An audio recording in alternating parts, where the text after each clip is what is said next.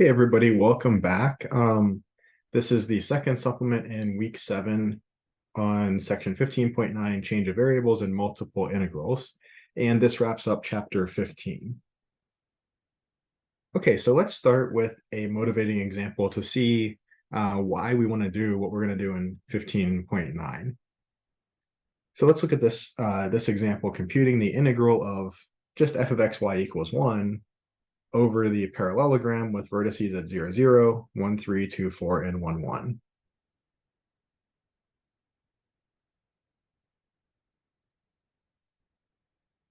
Okay, so I have vertices at 0, 0,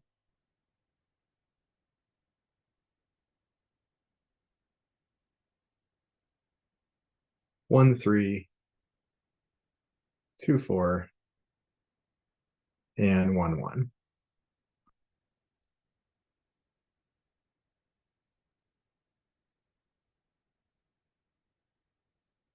So I have this parallelogram region here. That's my domain of integration in the xy coordinate plane.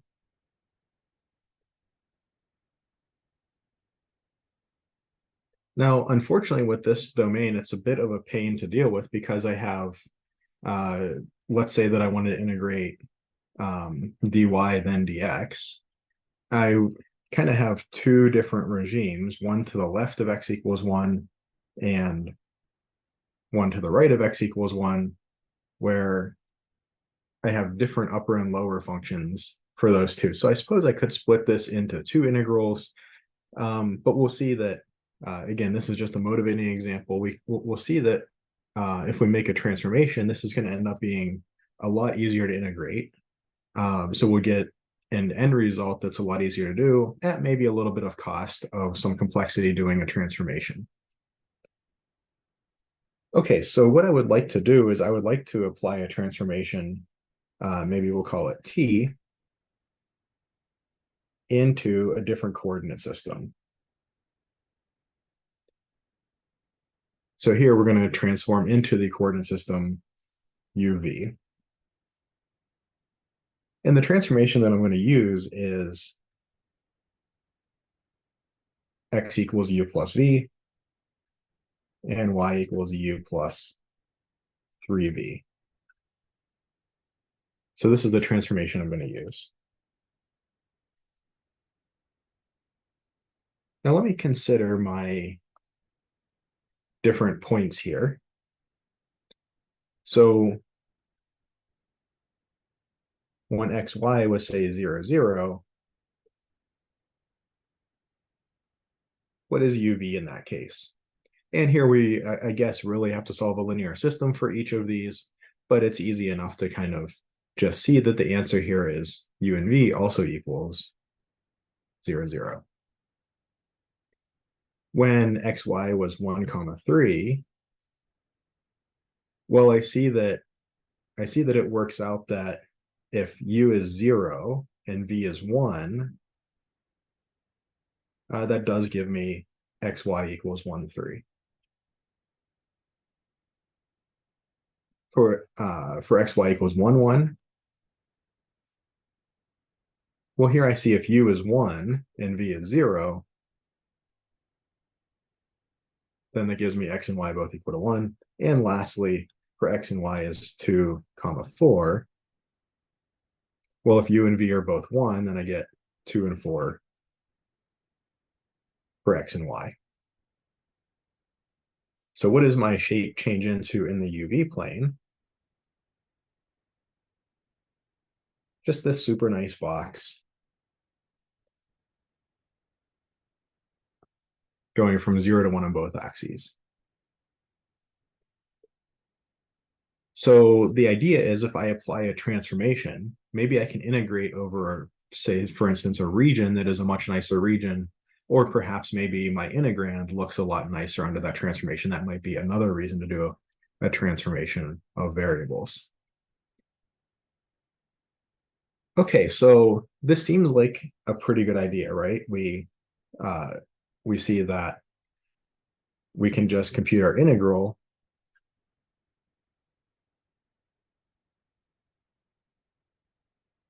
instead of integrating over D, we can just seemingly integrate from 0 to 1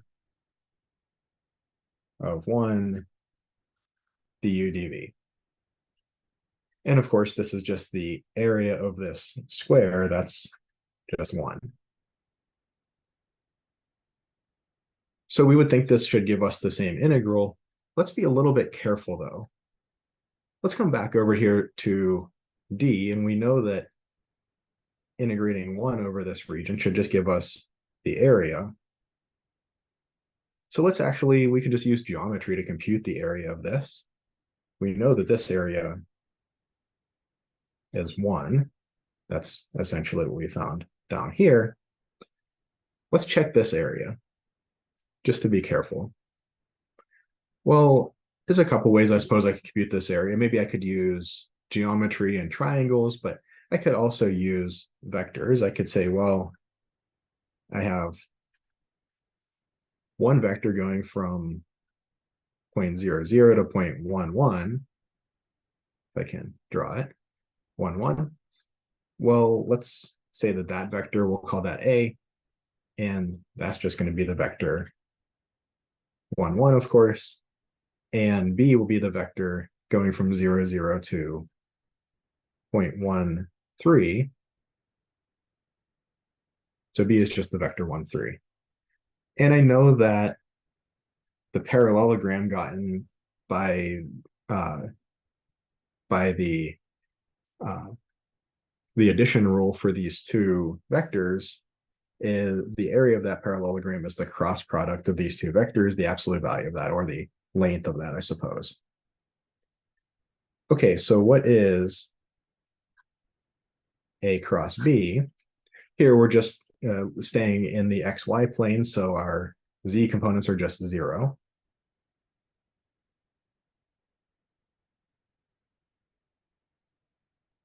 And we get 1, 1 and 1, 3. And what do I see? Well, my I and j contributions are going to zero out because of the zeros in the k column. So I'm just left with k times what? Times 1 times 3, or 3 minus 1 times 1 is 2.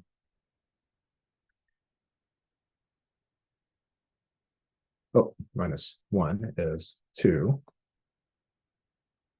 And I see that the length of A cross B is actually 2. Well, my area over here on the left is actually 2, but on the right is 1.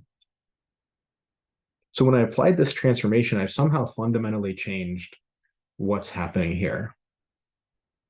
So let me think a little more deeply about this and come back to this problem and revisit it. Okay, so let's work on deriving this idea called the Jacobian. So let's consider a rectangle in the UV plane. So here, this rectangle is located at approximately the point U comma V. We're thinking of it as a small rectangle, but of course drawing it big enough that we can see it. And it has side lengths delta U and delta V. So the area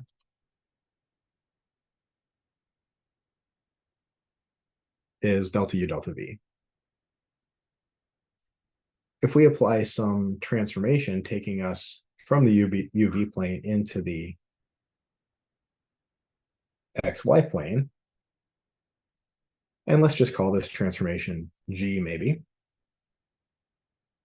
Well, this rectangle, I guess if it's a linear transformation, straight lines go to straight lines, but we never really said that these transformations have to be linear. These straight lines could even go to curves.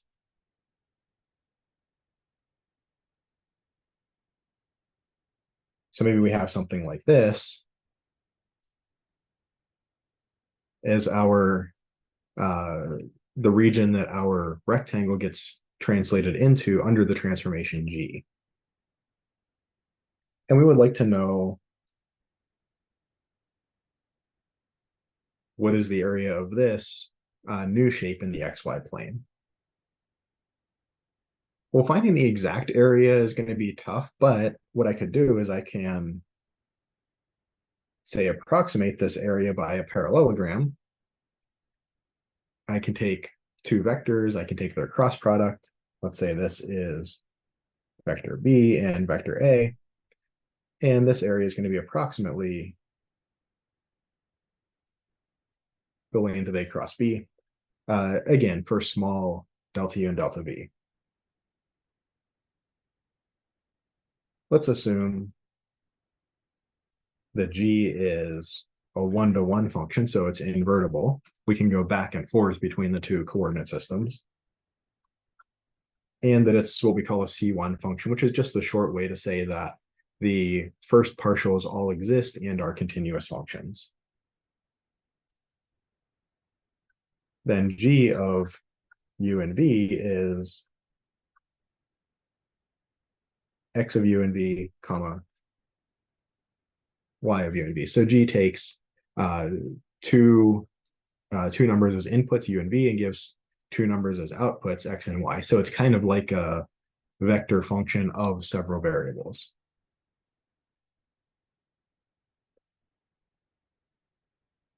And the vector A is going to be something like G of U plus delta U comma V minus G of U comma V. Right, this is just taking where this point ends up, subtracting off, say, where this point ends up. But I see that, well, G of U plus delta U comma V minus G of U comma V, I'm just incrementing the U coordinate by delta U.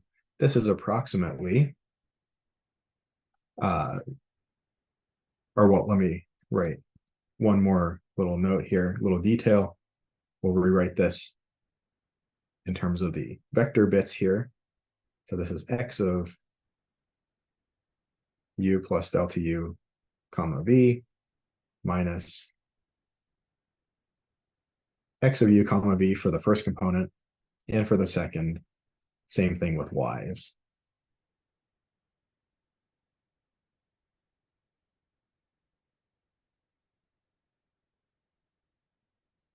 And now again, we note that if we just increment one variable by a small amount, that's approximately, under a linear approximation, the partial derivative, partial of X with respect to U, evaluated at U comma V, times delta U. This is our linear approximation. And then we get the same thing in the other component, the partial of Y with respect to U at U and V times delta U. And by a similar argument, B, which is just going to increment V to V plus delta V, is going to be approximately partial of X with respect to V of U and V times delta V, and partial of Y with respect to V at U and V times delta V. So this is our kind of approximation to this little blob here, making it approximately a parallelogram. And then to get its area, I take the absolute value of the of A cross B, or the length of A cross B.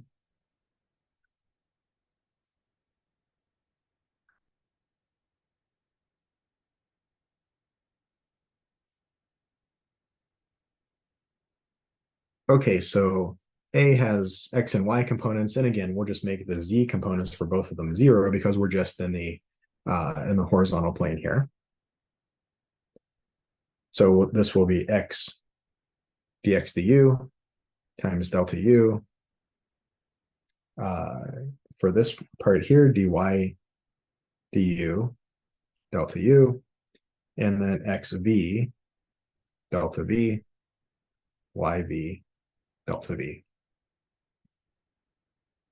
And again, we see that our only contribution is going to come from the k hat bit, where we get xu yv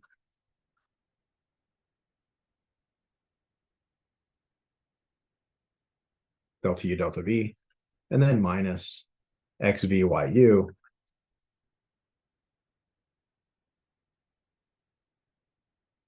delta u delta v. And of course, then the length of A cross B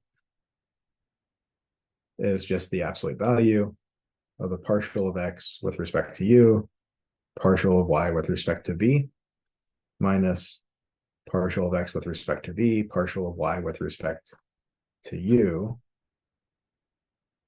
delta u delta v. And we'll just presume that delta u and delta v are positive.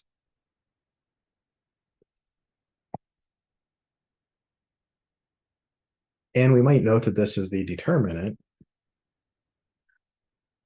of partial of x with respect to u, partial of x with respect to v, partial y with respect to u, partial y with respect to v. And it's the absolute value of that determinant.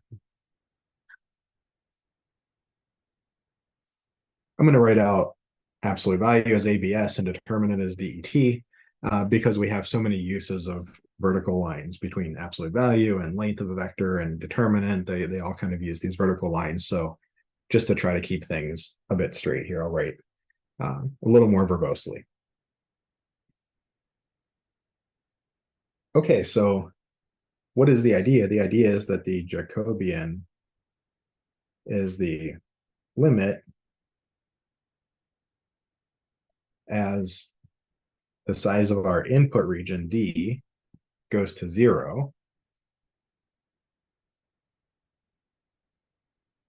of the area of the transformation over the original area.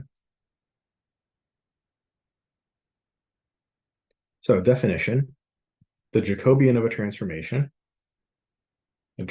T given by x equals g of uv and y equals h of uv is as follows.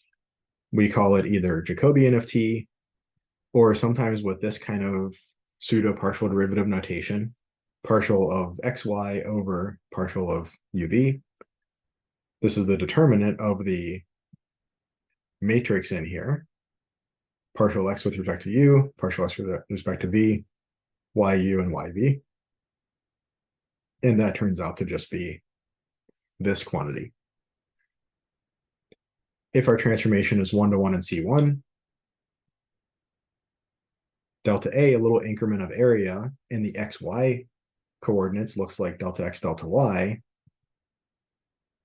And in the UV coordinate system, that's approximately the absolute value of the Jacobian times delta u delta v. So we can write our double integral over some region dA as the double integral of f of x of u and v. That should be a v. F of x of uv and y of uv. So this thing has independent variables u and v, and x and y are kind of intermediate variables now, times the absolute value of the Jacobian du dv. And we've seen transformations already. We've seen polar coordinates, cylindrical and spherical coordinates, and so we're probably not surprised to see that something sometimes pops out here, right? And in polar coordinates, we'd expect to get a value of r here, r dr d theta. Similar with cylindrical coordinates, and in spherical coordinates, we'd expect to get a rho squared sine phi if we did this calculation. Now, I didn't, mention how this relates to triple integrals, but there's a very similar idea in triple integrals that we'll see in a bit.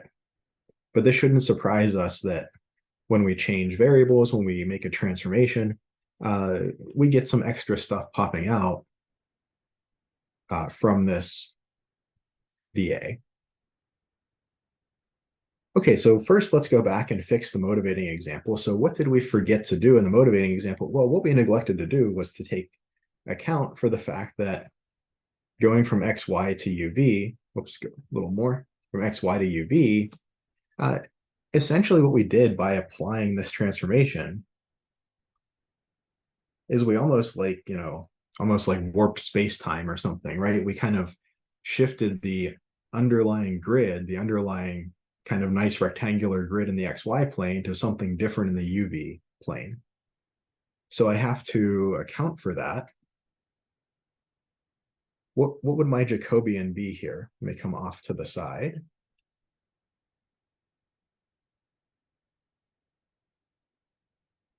Remember, my Jacobian is, well, it's the determinant of XU, XV, YU, YV,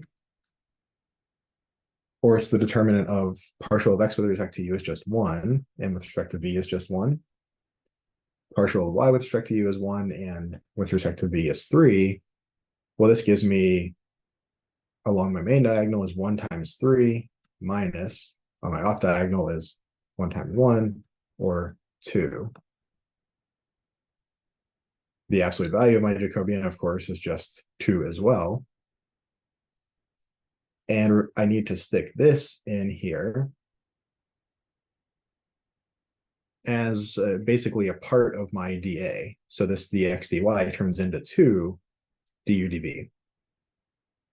Now, sometimes our Jacobian is just a number. Sometimes it has some u's and v's in it, just like with polar coordinates. Our Jacobian is r, one of the variables that we've transformed into. But here it's just a number 2, and we see that now this gives me an integral of 2, and that is exactly what I would have expected from the original question, right? I shouldn't be getting a different number just because I've chosen to transform my problem into a different set of variables. I should be getting the same answer. And now I've accounted for this this kind of stretching or compressing that happens due to this transformation. Okay, so now again, you might look at this problem and you might say, well, in this problem, was it really worth it? Maybe you would have rather done just 2 integrals with the different upper and lower functions as bounds. Maybe that would have been easier for this one. But I think we will definitely see that for some examples, applying a change of variables is very useful.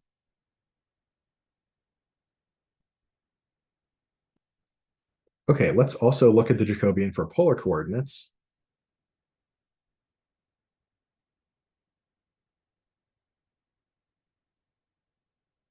And for x equals r cos theta, y equals r sine theta, r and theta are kind of our u and v. So this is our transformation here. So the Jacobian of this transformation is the determinant of partial x with respect to r, let's say. That's cos theta.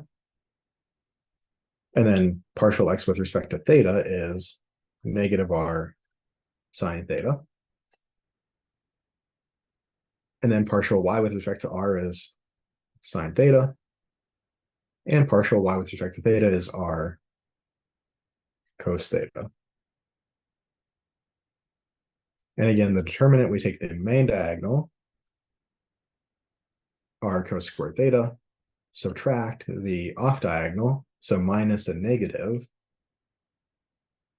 r sine squared theta, and that is just r, exactly what we'd expect from polar coordinates.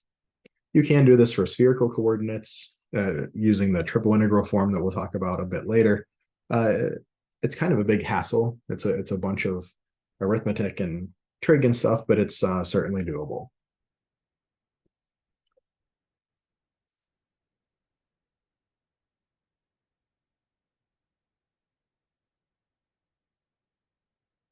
Okay.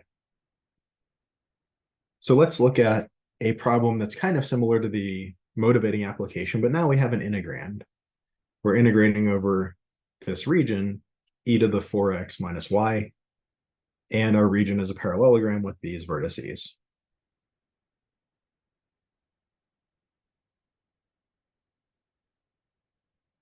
So 0, 0.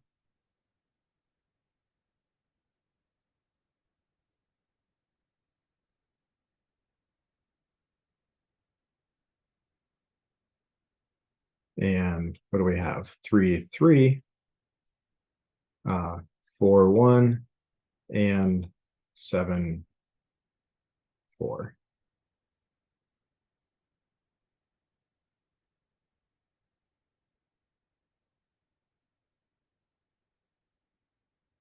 So this is my domain of integration, my region of integration, or I guess I called it R here.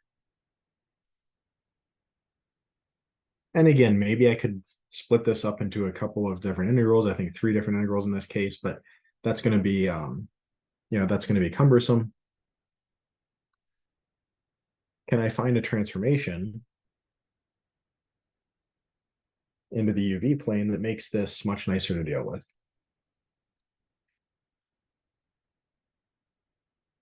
So what am I going to do? I'm going to set, maybe what I'll do is I'll set XY.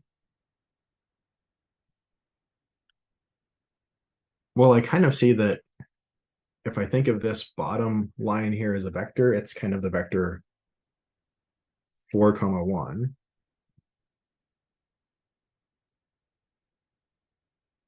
And if I think of this top line up here as a vector, it's the vector 3, 3. So I'll set xy equals u times 4, 1 plus v times 3, 3.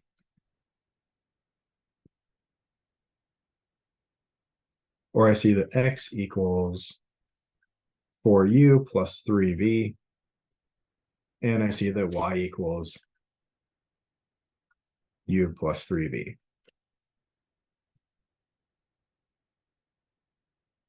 So let's do something similar to what we did before. Let's look at our x and y points of interest and see how they transform over to the UV plane. So when x and y are both 0, u and v are both 0.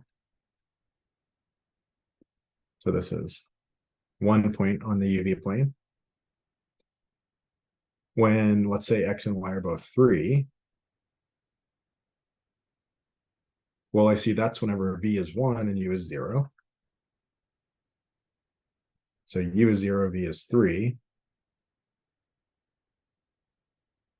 So kind of this top line here turn into this vertical line along the v axis. When x is 4 and y is 1.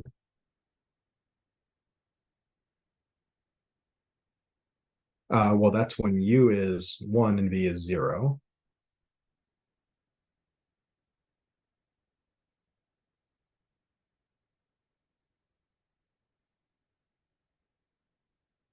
So I see this kind of bottom line down here turn into this line on the u axis. And when x is 7, y is 4, that's whenever u and v are both 1. And I made an arithmetic mistake here, didn't I? When x and y are 3 and 3, that's when u is 0, v is 1. I said 3, but this should be a 1.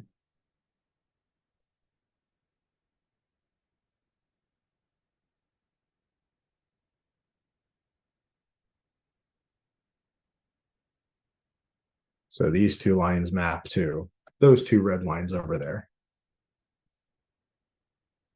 just giving us a box in the UV plane, our square from 0 to 1 on both axes. So the added complexity is that we had to mess with the transformation, and we're going to have to do the Jacobian. The benefit is we get a much nicer region to integrate over.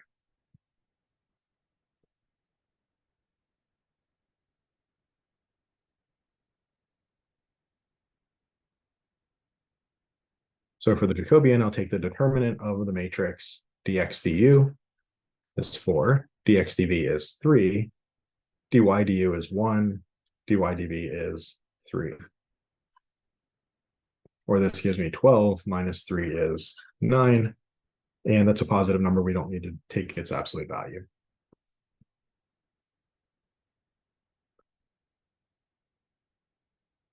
So I want to integrate over this region, e to the 4x minus y dx dy. I'm almost there. I've got my new region in UV. I've got my Jacobian. I need to figure out what is e to the 4x minus y, or specifically what is 4x minus y in terms of u and v. So that's going to be 4 times 4u plus 3v minus u plus 3v. Or that's 16u minus u, 15u, and then 12v minus 3v is plus 9v.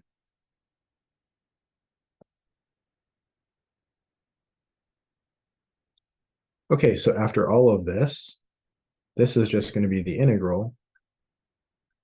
U goes from 0 to 1. V goes from 0 to 1 of e to the power 15u plus 9v now times my Jacobian 9 dv du.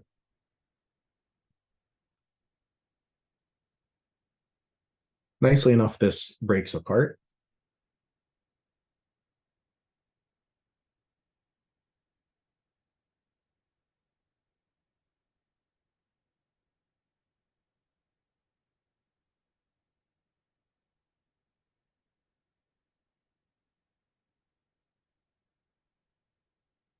And I end up with 1/15th. And this gives me e to the 15u from 0 to 1, or that's e to the 15 minus e to the 0. Integrating the e to the 9v, the 9's cancel out. And I just get e to the 9v from 0 to 1, or e to the 9 minus e to the 0.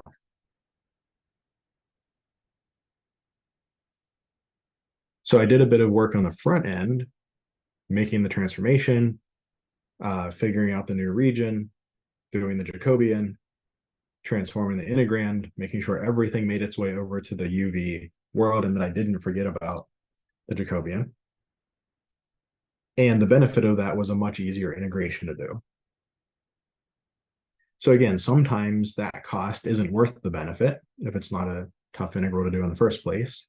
Sometimes maybe the cost and benefit are about equal, but maybe you'd prefer to do the algebra instead of the calculus. Maybe it's a little less error prone. And sometimes the cost of doing the transformation yields a much greater benefit.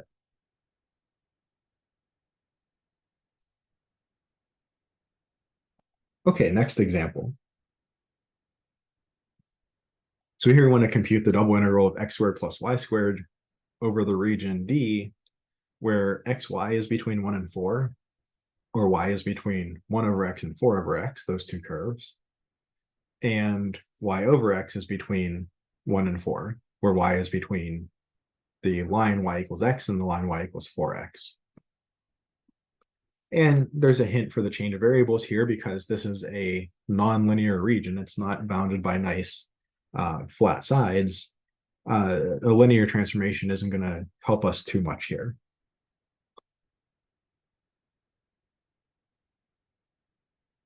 Okay, so let's look at the first constraint. Xy is between 1 and 4 says that y is between 1 over x and 4 over x.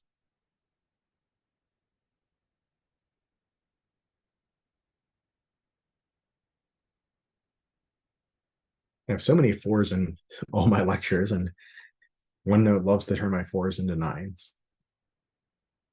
And then y over x is between 1 and 4, or y is between x and 4x.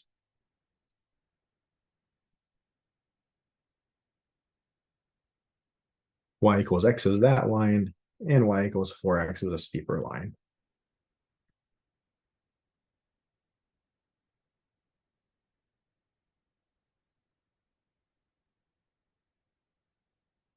And so my region of interest is this region. It does have a couple of straight sides, the linear parts, the green parts, but those curvy parts, again, I'm not thinking that a linear transformation is going to make my region so much nicer. But we have a hint here that if we pick x as u over x to be u over v and y to be u times v, well then what is xy? x times y is u over v times uv, that's u squared. So here we're just saying u squared is between 1 and 4, or u is between 1 and 2.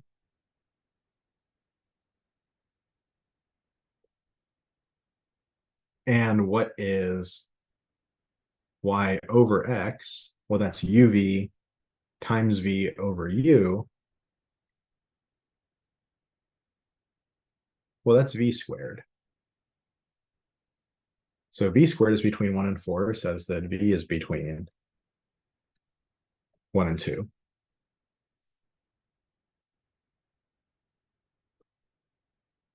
So when I apply my transformation here, which in this case is a nonlinear transformation, so curves can go to lines and lines can go to curves.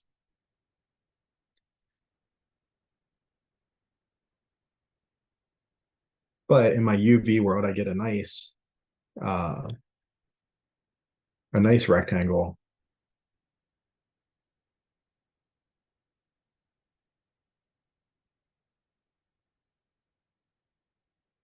between 1 and 2 on both axes to integrate over.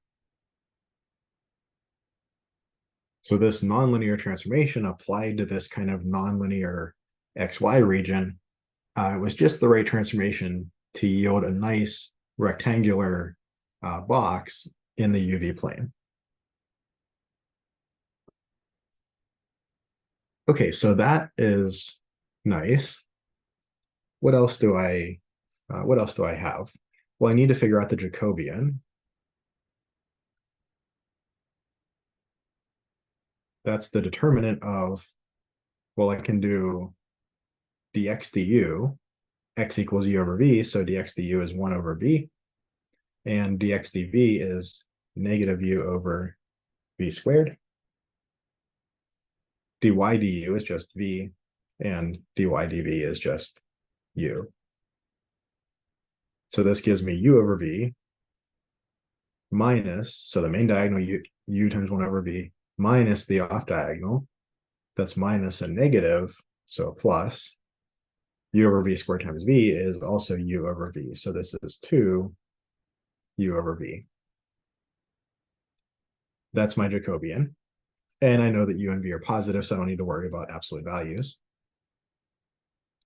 And what's the last bit that I need to do? Well, I need to figure out what's my integrand. What's x squared plus y squared? Well, that's u squared over v squared plus u squared times v squared, or that's u squared times v to the minus 2 plus v to the plus 2. That's my integrand. So I want to integrate over the box from 1 to 2 on both axes. I want to integrate this integrand. I need to remember my Jacobian.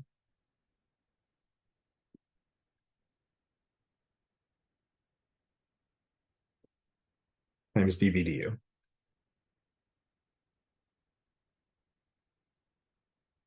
I can simplify this a bit. I see u times u squared gives me a u cubed, and v times the stuff inside of this parentheses will simplify okay. And then I can split those out.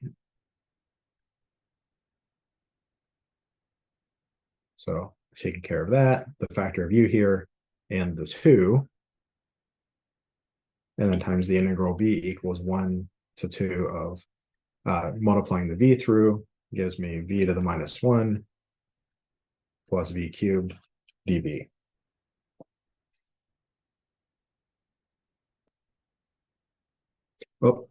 Multiplying v to the minus 1 through gives me v to the minus 3 plus v to the 1 dv. And after some calculation, I got 225 over 16.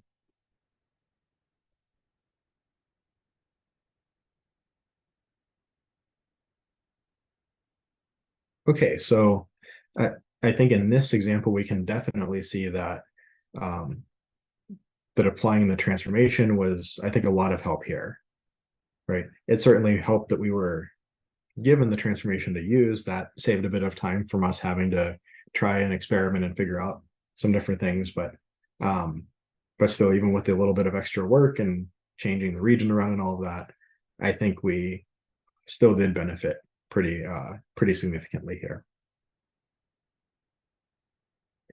Okay, let's look at example 3. And this is kind of less of a direct use of integration, but integration is kind of in the background here. This is from I think a Putnam problem from a while back. But the question was, let R be the region in the first quadrant bounded by the x-axis, the line 2y equals x, and the ellipse x squared over 9 plus y squared equals 1. And let S be the region in the first quadrant bounded by the y-axis, the line y equals mx, and the same ellipse. Find the value of m, the slope of that line, so that R and S have the same area. So here I have an ellipse. When y is 0, x has to be 3. And when x is 0, y is 1. So my ellipse looks kind of like that, or this quarter ellipse anyway. And then I have the line y equals 1/2 x. So when x is 2, y should be 1. So it looks something like this. I have a region R here that has some area.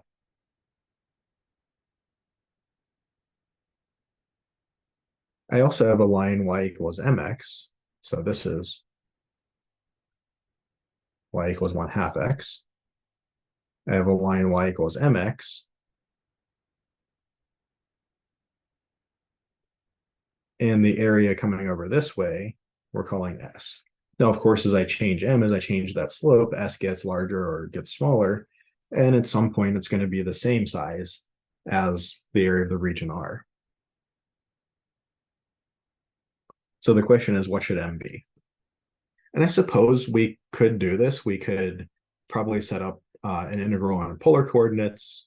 We could figure out what R is, get a number there, figure out what S is in terms of m. There'd be a lot of trig, but could we do this more simply, right? I mean, an ellipse has kind of a nice bit of symmetry, but if it was perfectly symmetric, if it was much more symmetric, I would be able to answer the question much more easily. I don't have super nice rotational symmetry here, but an ellipse is just kind of a squished circle. Can I make this look like a circle through a transformation? And then that gives me a lot of symmetry to work with. Maybe the problem will become easier or even trivial if I have that much symmetry going on in the problem. Okay, so in the xy world, I have x squared over 9 plus y squared equals 1. And kind of the problem is that the coefficients of x squared and y squared are not the same. Otherwise, I would have a circle. So what if I use a transformation, say u and v, and if I pick, let's just say x equals u, and then y equals v over 3. What does this give us then? This gives us u squared over 9 plus v squared over 9 equals 1, or just the circle of radius 3. U squared plus v squared equals 3 squared. So in the UV world, I have a circle of radius 3, just completely radially symmetric. Now, what is my line y equals 1/2 x over here translate into under this transformation? Well, that's v over 3 equals u over 2, or v equals 3/2 u. Yeah. I know that's not quite the right angle, but I didn't want to run into my note up there where I said circle. Because this is a circle, a circular segment, everything is completely symmetric. Well, if this is my region R, if I want a region S up here of the same size, I just basically interchange the roles of U and V, right? U equals 3/2 V, or V equals 2/3 U. Now, this doesn't quite give me my answer yet because I have the answer in the UV world, but I need to bring it back to the XY world. So I need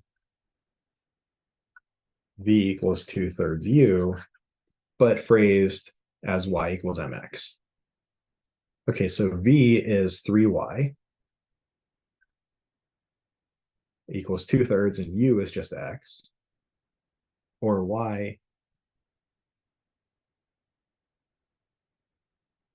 equals 2/9 X. Here, M equals 2/9. Right? That was so much easier. We didn't use any calculus at all. We didn't have to worry about the Jacobian because we did apply a transformation, but note that then we applied the opposite of the transformation to bring things back to the XY world. So, right, I would much rather do it this way than try to set up some kind of crazy polar integral, two polar integrals, and go through all of the trig to figure out how to write Y equals MX in terms of angles and all of that. Much nicer to do it this way. Okay, for the next example, let's introduce a theorem, and that's that the Jacobian of the inverse of a transformation going from one direction to the other is 1 over the Jacobian of the transformation. And this is there's a more general idea that the determinant of the inverse of a matrix is 1 over the determinant of the original matrix. And we're not going to go through a proof of this, but note that it's maybe suggested a bit by this notation. Partial UV over partial XY is the multiplicative inverse of partial XY over partial UV. And I guess in a way, this kind of makes sense, right? If we think, what is the Jacobian of, say, A times B, two transformations? So if I start from, say, XY, go through a transformation A to, I don't know, UV, and then do another transformation B to, whatever, WZ or something. What was the Jacobian really telling us? Remember, what it was really telling us is how much we kind of stretch or compress area under this transformation. When we apply the transformation, how much do we stretch things or compress things? That's what the Jacobian is telling us. So if I kind of like stretch by a factor of 2 under A and by a factor of 3 under B, if I apply A then B, it would make sense that I stretch by 2 times 3 overall, right? If I get times 2 here and times 3 here, if I somehow combine those transformations together, apply one then the other, then I should just get times 6 overall. This is not a proof, but just giving a little bit of insight here, I think. And of course, the Jacobian of applying a transformation and then its inverse, well, this should be 1 because I just kind of went from XY to UV back to XY. Well, I didn't change anything. I applied the transformation and then its inverse. But by what I have up here, this should be the Jacobian of the transformation times the Jacobian of its inverse. And we see that we just divide by Jacobian of t and get our result. So again, not a formal proof, but I think this gives really the insightful idea behind the proof. The full proof would take would take a bit of linear algebra understanding to explain why this is true. But I hope this gives a qualitative understanding anyway. Okay, so let's look at example 4 here. So here we want to compute this double integral of xy times x squared plus y squared dx dy over this region. So let's look at what this region looks like. So here I have x squared minus y squared between -3 and +3. At those boundaries, x squared minus y squared equals 3. That's a hyperbola opening to the right.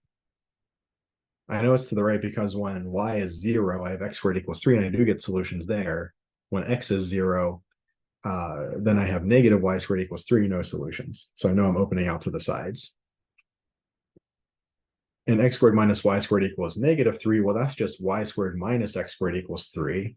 That's just the basically same hyperbola, but opening up and down.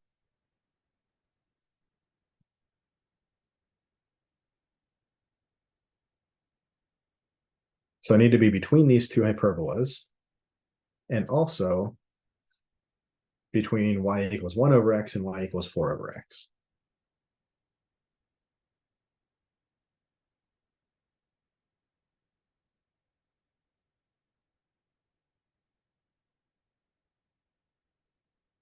So this is my region of interest.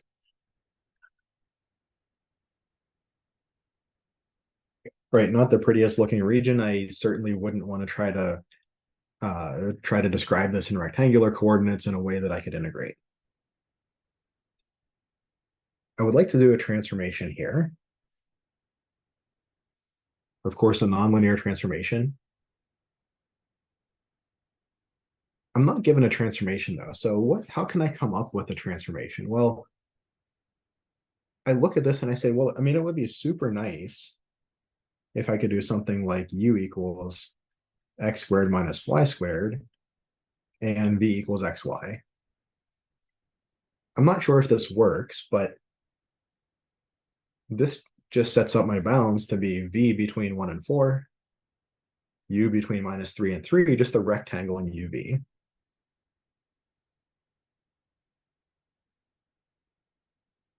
So u is between -3 and 3, v is between 1 and 4. That's a really easy region to integrate over.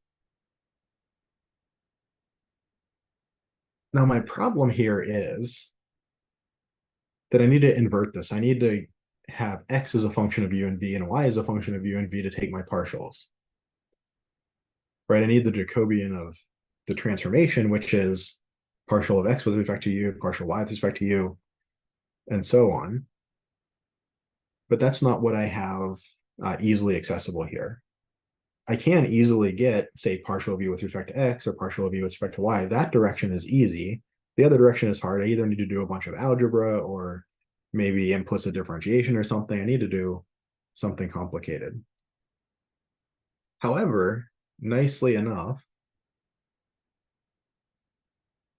the Jacobian of the inverse transformation, this is the transformation where I input x and y and get out u and v. This is T inverse.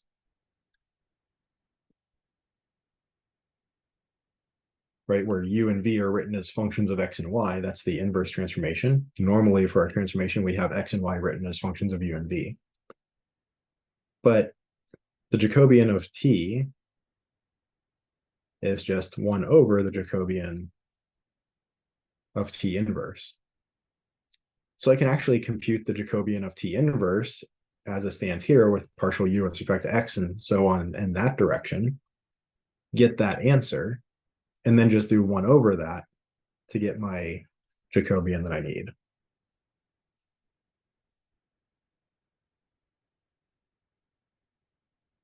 So this is going to be the determinant of, and here I'm taking partial of u with respect to x, partial of u with respect to y, partial of v with respect to x, partial of v with respect to y. This gives me 2x minus 2y. V with respect to x is y, and with respect to y is x. Or this is 2x squared on my main diagonal minus on my off diagonal a negative 2y squared. That's the Jacobian of t inverse. My Jacobian of t is 1 over 2 x squared plus y squared. Okay, I've figured out my region of integration. It's a nice rectangle. I figured out my Jacobian. I also need to figure out my integrand. But again, I see that I'm going to have a Jacobian popping up in there with an over x squared plus y squared that's going to get rid of this guy. And xy is just v. So let's try to put this all together now. So this is going to be integral u equals negative 3 to 3. Integral v equals 1 to 4. We have xy, but that's just v, times x squared plus y squared times the Jacobian, which has an over x squared plus y squared. That's just a 1/2 dv du. And this is a straightforward integral to do, and I did it and got 45 over 2.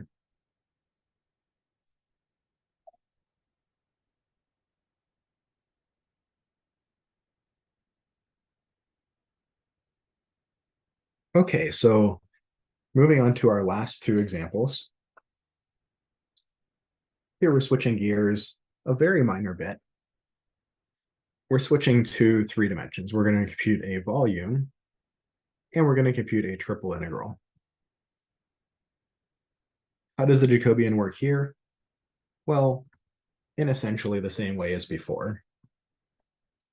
So suppose that we have a transformation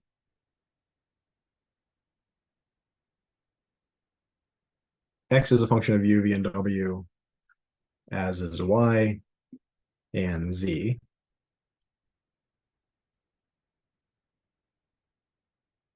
Then what's our Jacobian of the transformation?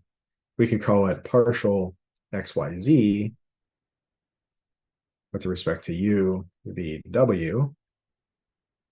And it's just the, well, let me write it this way. It's the determinant of the matrix xu, xv, xw, yu, yv, yw, and zu, zv, zw. So it's completely analogous to the two-dimensional case. We just compute our Jacobian as the determinant of this three-dimensional matrix or 3x3 matrix. That might make the determinant a little bit more of a pain to compute, but if we remember how we kind of quickly did 3x3 determinants for cross products, we can apply that same technique here, and it makes it a lot easier to do. Okay, so let's look at example 5 here. Compute the volume enclosed by the ellipsoid x squared over a squared plus y squared over b squared plus z squared over c squared equals 1. So in 3 dimensions, this is an ellipsoid that might say look something like this, where it's kind of like a sphere, but it's kind of stretched and smushed along the 3 axes, x, y, and z. And we might kind of guess from our previous work from a couple of problems ago where we looked at an ellipse and made it nicely into a circle. Well, if we could take this ellipsoid and make it into a sphere, we might be able to leverage some symmetry or some previous knowledge and get the answer much more easily. So let's let x equals a times u. So this way, when I do x squared, I get a squared u squared over a squared, and the a squareds go away. And similarly, y equal bv. and z equals CW.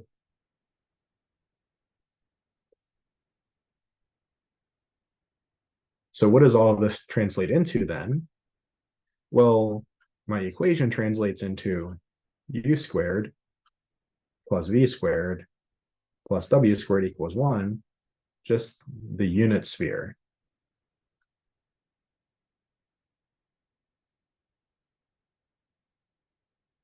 Now, what was my goal? My goal is to take the triple integral over this region, over this volume, of just dv.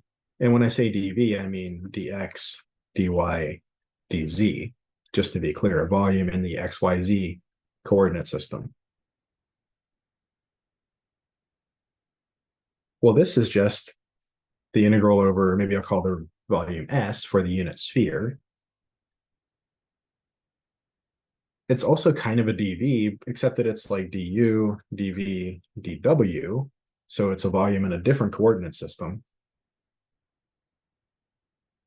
We had better put in our Jacobian of the transformation here.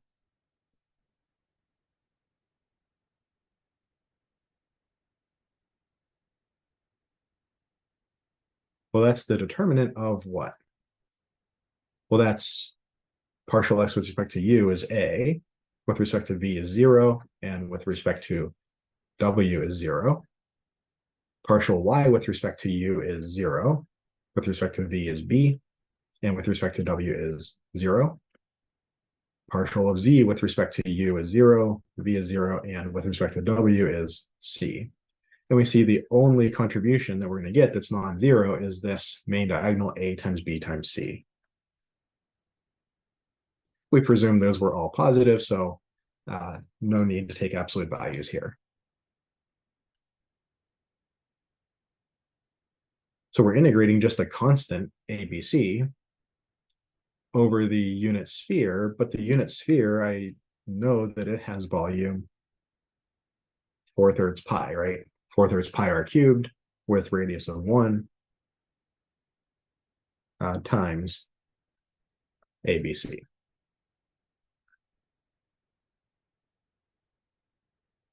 I note that this does make sense, right? If I think of A, B, and C as being, if I think of X, Y, and Z as being, say, measured in, say, inches or something, A, B, and C would have to be in that same unit. This gives me cubic units. That's what I'd expect, right? So I can check things like that. But this does make sense. Okay, and then lastly, example 6 down here. Compute the following integral. Integral z from 0 to 3, y from 0 to 4, x going from y over 2 to y over 2 plus 1 of this integrand dx, dy, dz. Okay, let's draw this region.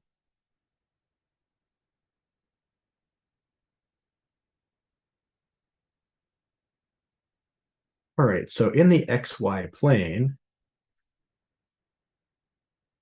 x equals y over 2 is y equals 2x. So that's like a, oh, that's like a straight line going through the origin. And x equals y over 2 plus 1, or y equals, would that be 2x minus 2? That's a parallel line out here. When y is 0, x is 1. So that's a parallel line out here. Now z is going from 0 to 3, so these two planes are just following z up like that.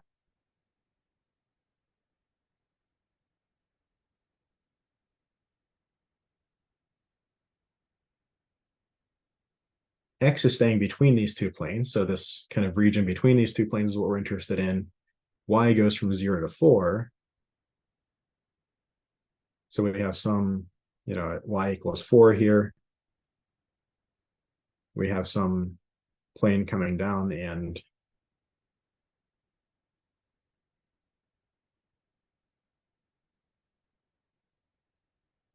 just kind of chopping these off. Kind of made a bit of a mess of my drawing, but it basically looks like something slightly rectangular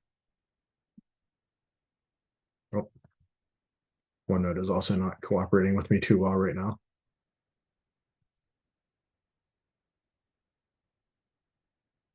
It looks like something somewhat rectangular, but it also has a bit of skew to it.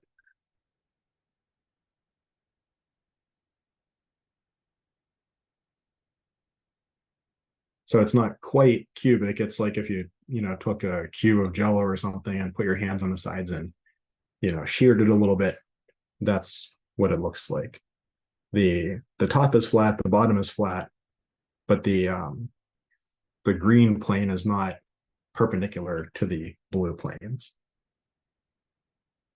Okay, so I mean, this probably wouldn't be a terrible region to integrate over, but can we make our lives easier? So particularly if I look at, say, x equals y over 2 or x equals y over 2 plus 1, well, I kind of see that if I have x minus y over 2, if I rewrite it that way, that's 2x minus y all over 2 is equal to 0. And I have something similar down here, 2x minus y all over 2 equals 1. If I could make some new variable equal to 2x minus y over 2, then that new variable just goes between 0 and 1. That's a much nicer bound to work with.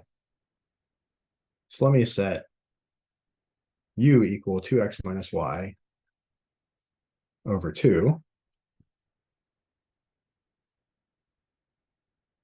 And then what could I set v to be? I suppose, I mean, I could just set v to be y and w to be z, but I can massage this a little more. Maybe I set v to be something like y over 2. And then maybe I set z. Well, this doesn't really depend so much on z, but z does go from 0 to 3. It's a little nicer to go from 0 to 1. So maybe I say that z is, or whoops, I wrote it the other way. Maybe I say that w is z over 3, or z is 3w. So this way w just goes between 0 and 1. Makes it a little nicer. The w isn't really the crucial part here. It's really the u that's the most crucial part. So then what do I see? I see that I have x minus y over 2 equals u, but y over 2 is v. So x equals u plus v. This gives me a nice equation for x, picking v equals y over 2. Y equals 2v is nice, and z equals 3w, also nice. So this is my transformation. And then I see that, again, u is going to go between 0 and 1. V is just y over 2, so it works basically the same way as y. Y goes from 0 to 4. V is going to go from 0 to 2. And then w is z over 3. Z goes from 0 to 3. W is going to go from 0 to 1. So I have a nice kind of cuboid region now that's not stretched or sheared or anything like that. I have my region in 3D. And let me just draw it out because we haven't really drawn one of these yet. So we have u, v, w, u going from 0 to 1, v from 0 to 2, and w from 0 to 1.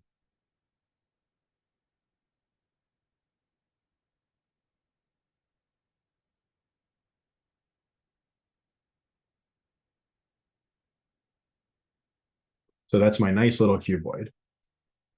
Super easy region to integrate over. And what are the last two things I need? Well, I need to change my integrand, and I need to figure out my Jacobian.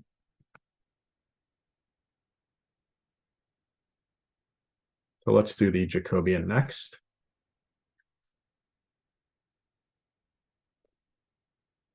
So remember, my kind of normal Jacobian is I have x, y, and or z written in terms of u, v, and possibly w. And then I take the partial of x with respect to u and so on, and go that direction. The other problem where we did the other direction, that's when we were using the Jacobian of the inverse transform. But I need the determinant of dx du is 1, dx dv is 1, dx dw is 0, dy du is 0, dy dv is 2, dy dw is 0, dz du is 0, dz dv is 0, dz dw is 3. And I see that my main diagonal 1 times 2 times 3 is 6. All of my other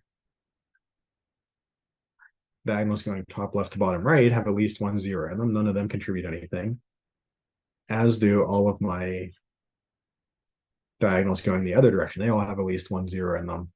They don't contribute anything as well. So I just get that main diagonal contribution of 6.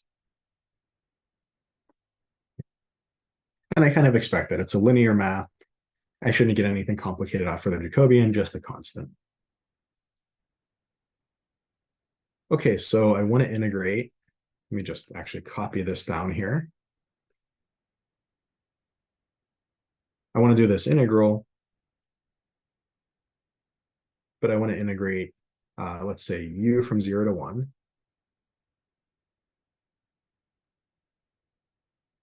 V from 0 to 2. W from 0 to 1. And my integrand, 2x minus y over 2. Now, if I didn't have it so nicely given to me, I would have to just use my x and y over here, do 2x minus y over 2, figure out what that is in terms of u and v. But here I just see that that's exactly u. And z over 3 is exactly w. dw, dv, du. And again, at this point, this is a straightforward integral to do. And this, I forgot my Jacobian, 6. So don't forget your Jacobian. And after all of this is done, we get 12. So lots of moving pieces here. I think probably the easiest thing to mess up is, it's not so much the math. Most of the individual steps are pretty straightforward, but there are just so many steps. There are so many little things you can forget. Like I just almost forgot my Jacobian there. So, it really does come down to kind of the bookkeeping, so to speak, and just keeping everything straight, making sure that going from one line to the next, that you don't forget anything, leave anything out, anything like that. So, all right. So that wraps up our discussion of changing variables and multiple integrals. And that wraps up chapter 15.